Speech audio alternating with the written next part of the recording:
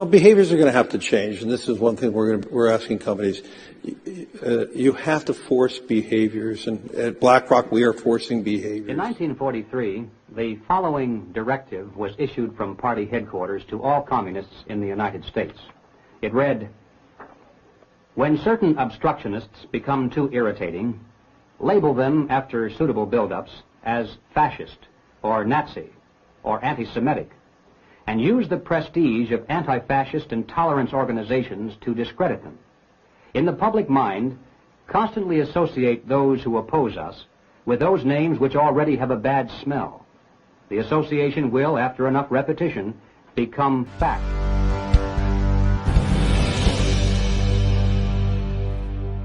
Some people say that mass immigration into the United States can help reduce world poverty. Is that true? Well, no, it's not. And let me show you why. This gumball represents the 1 million legal immigrants that the United States has taken every year on average since 1990. Now, who in the world deserves our humanitarian compassion? The World Bank has one measure of the desperately poor of the world. They make less than $2 a day. And how many people make less than $2 a day in the world?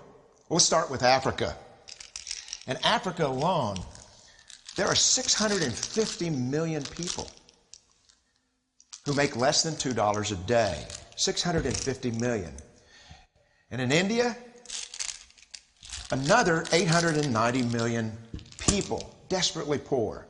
China adds another 480 million people, making less than $2 a day. And unfortunately, the rest of Asia has a heartbreaking 810 million people who the World Bank says make less than $2 a day. And finally, there's 105 million of Latin America's population that are desperately poor. All told, the World Bank says there are 3 billion people in the world. 3 billion people who are desperately poor, making less than $2 a day. That's 3,000 gumballs. And every year, we take 1 million and suggest that we've somehow made a humanitarian difference. Of course, we don't pull our immigrants from these desperately poor populations, do we?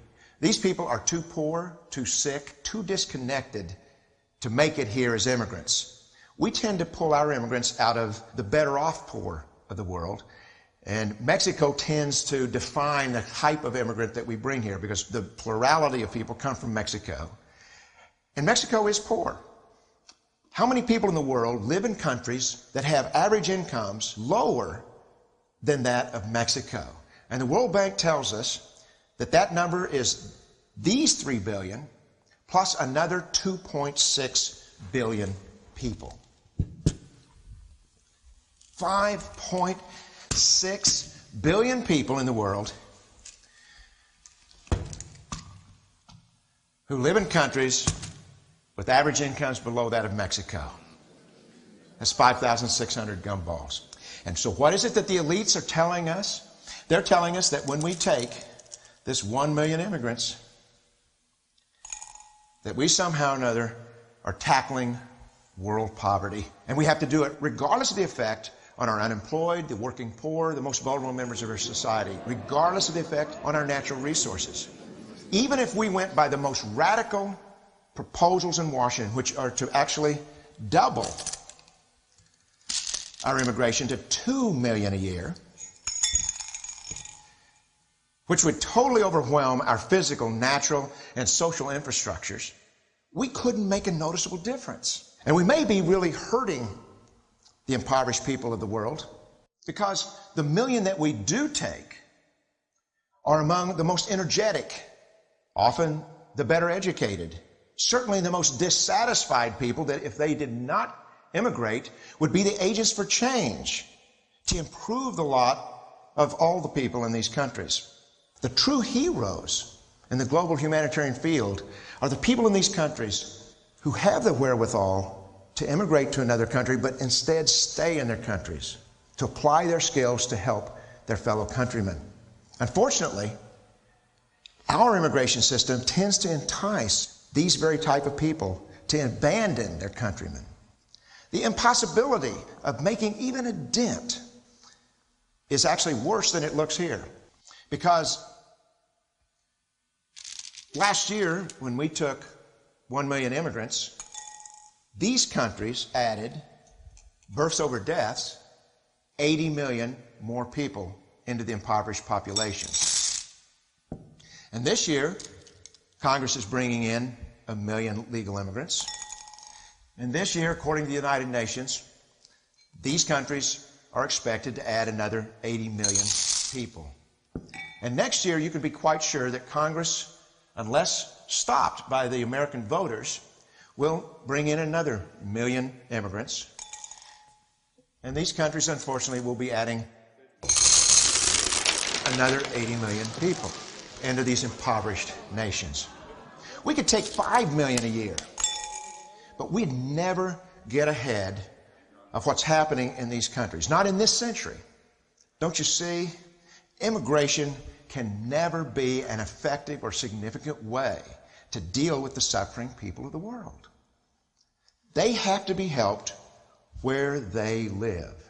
99.9% of them will never be able to immigrate to a rich country. There's no hope for that.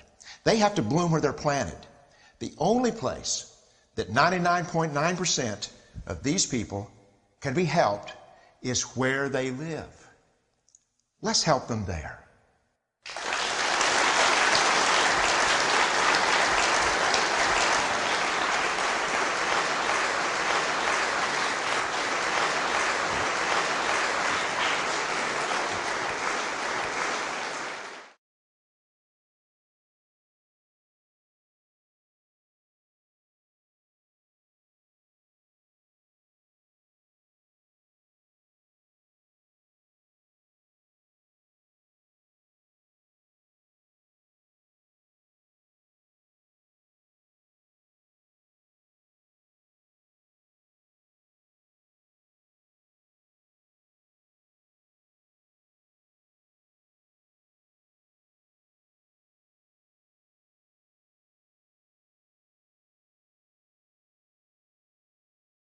We are forcing behaviors. In 1943, the following directive was issued from party headquarters to all communists in the United States.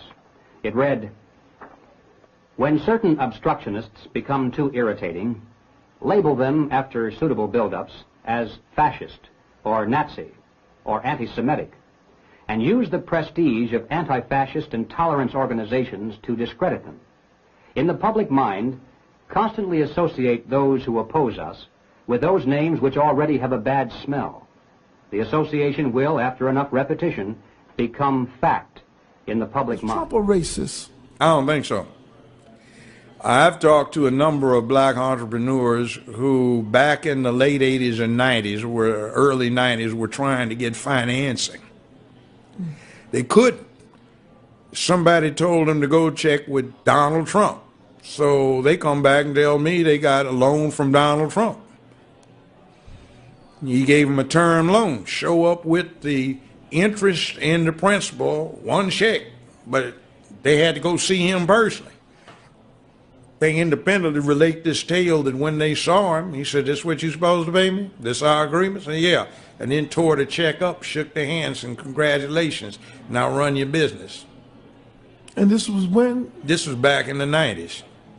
See, most people don't even know this. He had a sister. He was, every time you saw him back in the 90s, fine paper bag, brown, beautiful black model.